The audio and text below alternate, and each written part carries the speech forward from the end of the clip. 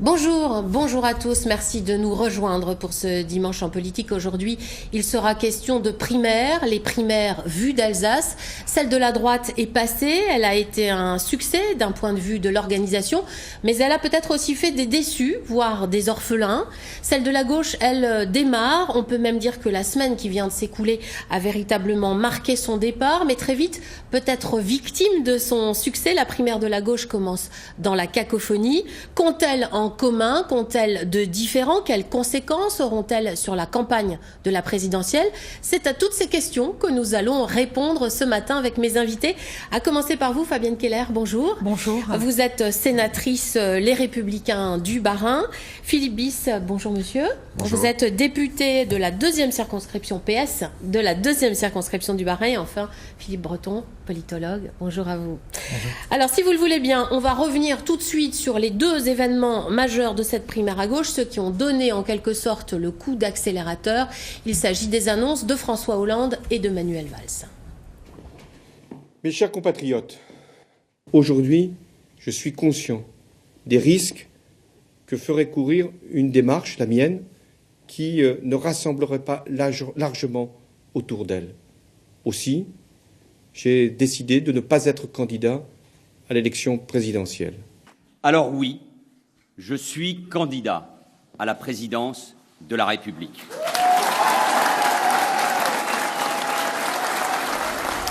Philippe Bis, on va revenir d'abord sur François Hollande. Vous avez entendu, j'imagine, le 1er décembre cette annonce. Quelle a été votre réaction ? On sait que vous êtes un soutien. Oui, depuis longtemps, depuis 1997. C'est un compagnonnage politique assez long. Je connais bien François Hollande et il y avait de la surprise, évidemment, de l'émotion aussi. Mais je crois que c'est une décision que le président de la République a mûrement réfléchie. Et il l'a fait pour son pays et pour la gauche aussi. Et je crois que le signe qu'il donne, le signal qu'il a voulu donner en prenant cette décision qui fera date dans la Ve République, c'est la première fois qu'un président ne va pas pour un second mandat, alors qu'il aurait sans doute voulu défendre ce bilan qui lui tient à cœur. Cette décision, elle nous oblige à gauche. Elle est un signal. Elle veut aussi dire que le rassemblement est nécessaire face à la droite et face à l'extrême droite. Du coup, l'annonce de Manuel Valls, pour vous, elle va dans une espèce de continuité. Le président n'y va pas, le Premier ministre y va ? Les choses ne sont sans doute pas aussi simples que cela. Le candidat naturel était François Hollande. Aujourd'hui, la primaire est lancée, vous l'avez dit vous-même. Le 15 décembre, nous aurons la liste complète des candidats et il faudra voir celui qui est le plus à même de rassembler. Et puis, je crois que le projet est important aussi.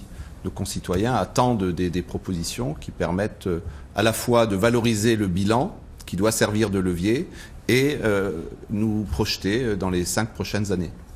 Fabienne Keller, une réaction à cette annonce du président de la République ? C'est le choix personnel de François Hollande, mais c'est vrai que c'est aussi le résultat du triste bilan de ces 5 années de mandat. François Hollande, d'abord Jean-Marc Ayrault, puis Manuel Valls, que vous avez soutenu, je crois, pour la quasi-totalité des textes, Monsieur Bis. Donc je ne sais pas si vous en tirerez la même conséquence que le président de la République en vous retirant. Pas tout à fait la même, ça ne vous a mais pas échappé. Cela nous impose des défis sur le chômage. Catastrophique, même si un petit frémissement en cette fin de mandat, priorité absolue, redonner de l'espoir aux Français, quel que soit leur âge, mais pour les jeunes en particulier. La question aussi de la dérive financière, pas tellement pour des raisons bruxelloises, mais parce que on va rester, Madame Keller, si vous le voulez bien, d'abord sur la primaire de la gauche, Philippe Breton. Évidemment, à gauche, on a qualifié cette annonce de sage. Je parle de l'annonce de François Hollande. Elle l'est, selon vous ? Sage pour qui, j'ai envie de dire ? Sage est pleine de paradoxes. On vit une époque incroyable. François Hollande redevient populaire. Du point de vue politique, c'est tout à fait étonnant. Il faut quitter la politique pour devenir populaire. On est là tout à fait en plein paradoxe. Autre paradoxe sur la candidature de M. Valls, on l'attendait sur la rupture. C'est là qu'il faisait la différence, sur l'annonce d'une certaine fermeté, d'une rupture dans la politique. Et voilà qu'il vient dans les chaussons de François Hollande en assumant le bilan et en disant « je vais faire du Hollande bis », ce qui est peut-être intéressant du point de vue interne au PS, mais extrêmement contre-productif du point de vue de l'opinion. Philippe, oui, vous Oui, c'est vrai que l'époque est assez formidable politiquement, mais en même temps, je crois qu'il faut distinguer François Hollande et la relation personnelle qu'il n'a pas pu tisser avec nos concitoyens du bilan. Et, ça veut dire que vous pensez que la cote de popularité de François Hollande, qui était, on le savait, alors comme le disait Philippe, avant cette annonce extrêmement basse, elle est due à sa personne, pas à son bilan, selon vous ? Il y a évidemment des deux, mais le président de la République tisse normalement une relation, et c'est vrai que à force, je dirais, de vouloir être absolument un président normal, peut-être a-t-il, je le dis, même si c'est mon ami, mais a-t-il trop dévalorisé la fonction ? Et il y a cette déconnexion avec nos concitoyens. Mais le bilan, Madame Keller, je l'assume, et je pense que progressivement, il va prendre toute sa place dans le débat. Je rappellerai quand même que le pays qu'on nous a laissé en 2012, le binôme Sarkozy-Fillon, M. Fillon l'a dit lui-même à l'époque, était un pays en faillite. Et donc nous avons redressé ce pays, et on va expliquer aujourd'hui comment nous l'avons fait et quelles sont aujourd'hui les perspectives que nous donne ce justement, bilan. Dans le cadre de la primaire, vous avez très peu de temps, contrairement à ce qui s'est passé à droite. Fin des candidatures le 15, c'est-à-dire la semaine prochaine, et vote 22-29 janvier, donc un gros mois. Comment vous allez organiser cela en Alsace ? Est-ce que vous allez pouvoir, vous savez déjà où vous allez mettre les bureaux de vote ? Qui va s'en occuper ? C'est en général une très grosse organisation, très lourde. Bien, alors l'organisation des primaires est prévue de longue date, hein. Elle a été décidée au mois de juin dernier, donc techniquement je dirais que les choses sont quasiment prêtes, les bureaux de vote choisis, et aujourd'hui je lance d'ailleurs un appel à tous ceux qui nous regardent et qui souhaitent participer à cette primaire citoyenne, à la fois pour tenir les bureaux de vote avec les militants et les sympathisants, mais aussi pour aller désigner celui qui portera les couleurs de la gauche de gouvernement lors des élections présidentielles. Donc, je ne me fais pas de soucis sur les conditions d'organisation. Ça veut dire que c'est une organisation nationale, ce qui est un peu plus problématique, où il y a un relais régional. Ce sont les fédérations qui organisent chacune dans leur département, avec le soutien du parti au niveau national, ces primaires, comme cela a été fait au niveau des Républicains, et comme cela s'était passé en 2011, puisque c'est nous qui avons initié cette nouvelle pratique démocratique. Donc le problème n'est pas tellement organisationnel, vous l'avez dit, c'est plutôt le problème de cette multiplicité des candidatures qui fait qu'aujourd'hui, nos concitoyens ont sans doute un peu de mal à s'y retrouver. C'est pour ça qu'il faut que chacun présente le projet qu'il a pour le pays, de manière à ce que nous puissions les uns et les autres nous prononcer. Il y aura des visites en Alsace, parce que je rappelle, oui, bien sûr. La dernière fois qu'on a voté en Alsace, c'était au régional l'année dernière. Le score de votre parti était très bas. Dans le Bas-Rhin, on était en dessous des 10%. Ça veut dire qu'il y a beaucoup de travail à faire, notamment en Alsace ? Oui, ça n'est pas vraiment nouveau. Le Parti socialiste a des implantations, je dirais, très urbaines dans notre région, et la réforme régionale, le redécoupage des régions n'a pas favorisé le développement du Parti socialiste chez nous. C'est très clair. Mais en même temps, nous allons travailler. Nous sommes des élus, évidemment. Je suis député, mais je suis aussi un militant politique, et je participerai à ce travail pour essayer de faire en sorte que nos concitoyens adhèrent mieux qu'ils ne le font jusqu'à présent aux idées de progrès.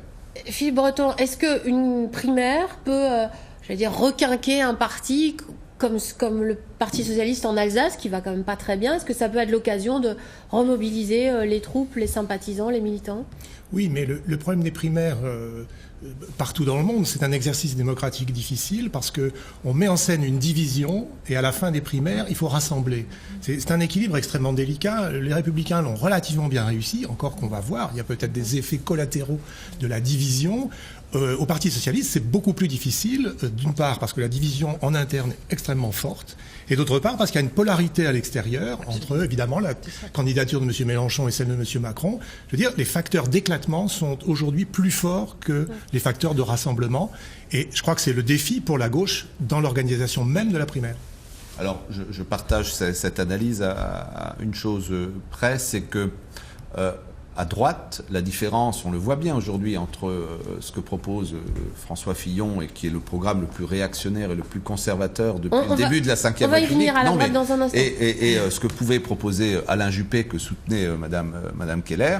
Aujourd'hui même, certains proches de Fillon, sur la sécurité sociale, pour ne prendre qu'un exemple, s'interrogent sur la mise en œuvre de ces mesures qui aboutiraient à fortement affaiblir la protection de nos concitoyens. Donc, c'est vrai qu'à gauche, c'est compliqué, Monsieur Breton, je l'avoue, et puis il faut être lucide aussi sur la situation, mais à droite, la situation n'est pas aussi idyllique que cela. Madame Keller. Oui, peut-être une différence assez forte. C'était les primaires de la droite et du centre. Les Républicains ont participé à leur organisation, mais c'est une structure spécifique qui a été mise en place. Les primaires de la gauche, comme Philippe Breton vient de le rappeler, il y a Macron d'un côté, il y a Mélenchon de l'autre. Ce n'est pas un moment à la fois de débat interne, mais où, à l'issue, on sera tous ensemble pour faire une proposition au pays. Donc, par nature, il me semble que ça ne va pas permettre d'avancer aussi clairement dans le camp de gauche. Et on parlera tout à l'heure de Macron. Voilà, il a sa place qui est à gauche sans y être. Est-ce que vous avez votre candidat déjà, Philippe Bis? Non, vous avez pas entendu là-dessus encore.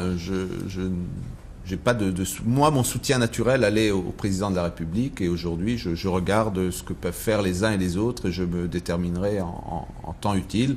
Je ne suis pas certain, d'ailleurs c'est une vraie question, que le soutien très appuyé des grands élus, entre guillemets, soit d'une utilité forte. On l'a bien vu en Alsace, hein. Beaucoup des grands élus, Philippe Richert, Fabienne Keller, soutenaient Alain Juppé, et donc c'est François Fillon qui est sorti. Donc c'est bien en tant que militant de donner son point de vue. Soutenait Nicolas Sarkozy. Pardon, oui, Nicolas Sarkozy, mais le résultat est à peu près identique, si ce n'est pire. Donc voilà, je crois qu'on doit à nos électeurs de dire qui on soutient, mais en même temps, ça n'est pas forcément... vous nous direz dès que vous aurez... mais aujourd'hui, je n'ai pas l'ensemble des candidatures, Madame Keller, donc moi j'attends que la liste soit close. Donc je dirai mon choix après le 15 décembre, mais en tout cas, je ne parrainerai personne. Alors, Madame Keller, vous avez été un des soutiens d'Alain Juppé. On vous a vu longtemps. La campagne a été longue. D'abord, j'ai envie de vous demander comment vous vous sentez aujourd'hui après l'échec d'Alain Juppé. Ça a été une belle campagne. J'ai effectivement travaillé aux côtés d'Alain Juppé pendant 2 ans. On a construit son projet. Moi, j'ai été amenée à le présenter France entière. Pour la droite et le centre, on l'évoquait tout à l'heure, c'était une première, hein, cette primaire. C'était pas gagné, ni en organisation, ni en termes de participation. Et voilà, l'organisation s'est bien passée. La participation nous a tous surpris. Et donc le résultat est incontestable. Hein. C'est François Fillon qui a gagné. Et donc on est conformément à l'engagement qu'on a pris, tous derrière lui. Alors justement, on va en parler juste après. On va juste revenir sur cette fameuse soirée qui a vu la victoire de François Fillon. C'est un reportage de nos collègues d'Île-de-France. La victoire était attendue. Chez les soutiens de François Fillon, la joie est contenue. Plus sereine qu'exaltée, à l'image du député de Paris. Très content, non, c'est une super victoire.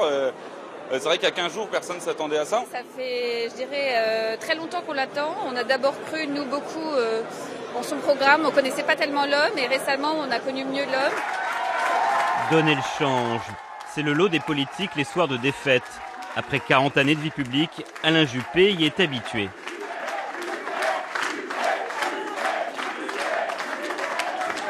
Je termine cette campagne comme je l'ai commencée, en homme libre. Pas ces jeunes militants pour qui c'est une première fois. Ils se laissent aller à quelques moments d'émotion, pas encore prêts à passer à l'étape suivante. Je voterai pour François Fillon. De là à le soutenir, c'est un grand mot. Il y a 2 droites qui se sont créées grâce à ces primaires, la droite conservatrice et la droite progressiste, moderne. 2 droites qui se rencontrent un peu plus tard dans la soirée. Poignée de main sans grande chaleur entre les candidats, malgré les premiers appels au rassemblement. Pas un électeur ne doit se sentir humilié ou mis à l'écart.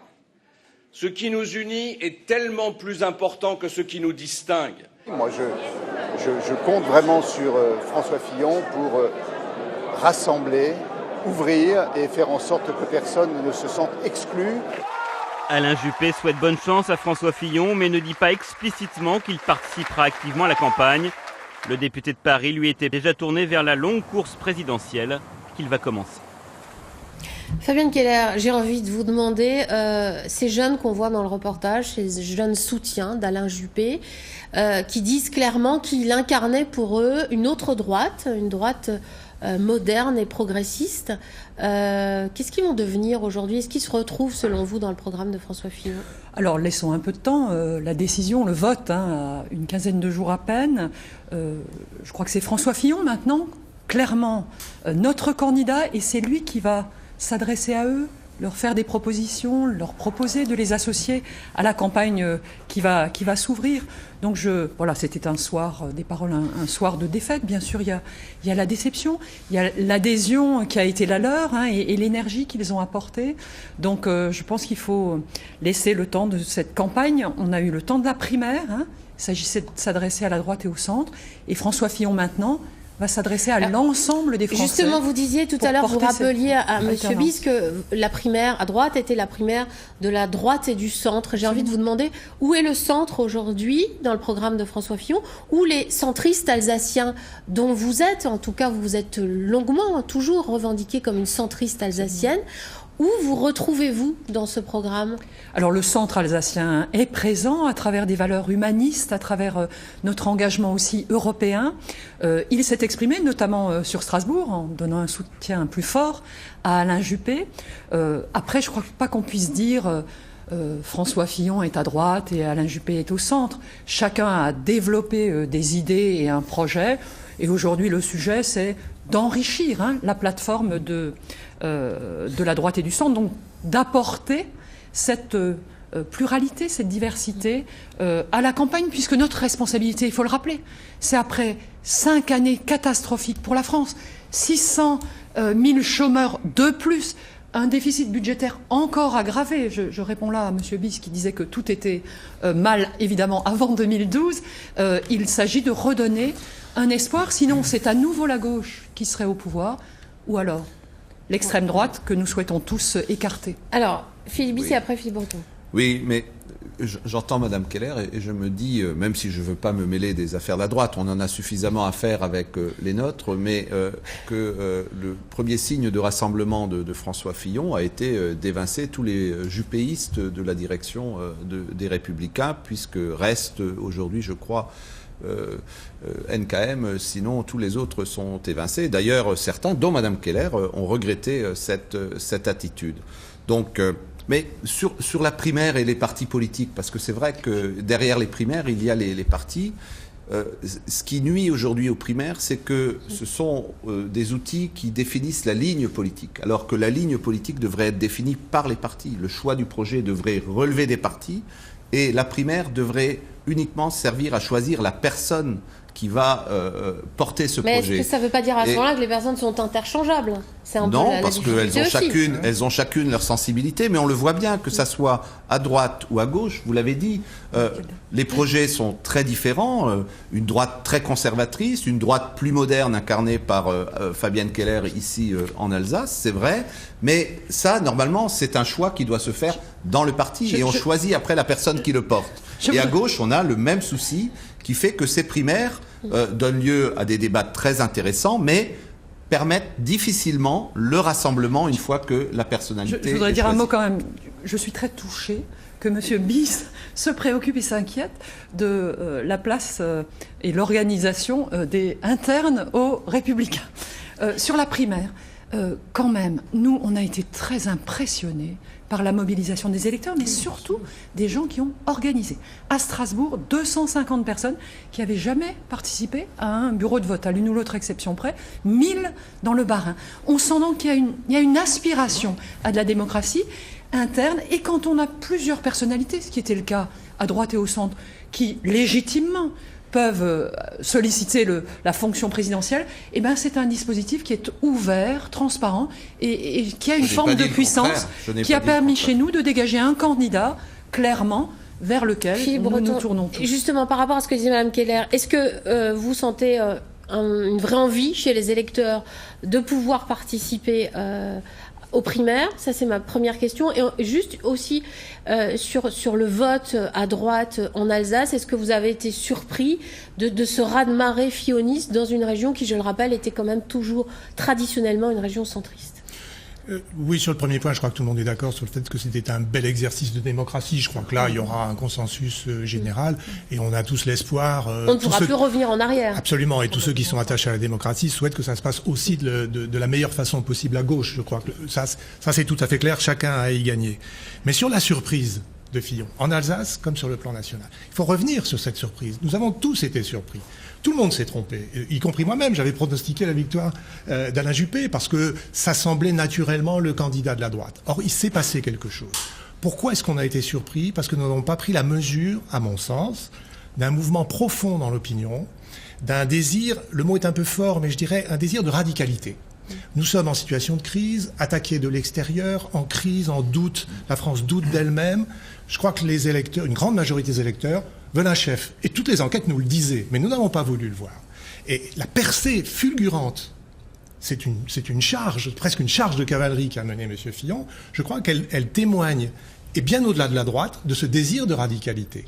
Et c'est pour ça d'ailleurs qu'on attendait Valls sur sa capacité à incarner cette radicalité et qu'il ne le fait pas, ce qui, semble-t-il, fait du brouillage. Alors, sur l'Alsace, là aussi, nous avions tous pronostiqué, compte tenu du passé de l'Alsace, de ses appétences politiques, de la bonne campagne qui avait été faite par les tenants d'Alain Juppé, on s'attendait, mais je crois que ce désir de radicalité, il concerne aussi l'Alsace comme le reste de la France. Alors justement, pour la surprise, ce qui pourrait être une surprise, qui pourrait nous prendre tous de court, il y a un homme qui pour l'instant est ce qu'on pourrait appeler le troisième homme, en tout cas dans les sondages, il est très proche de Marine Le Pen et de François Fillon.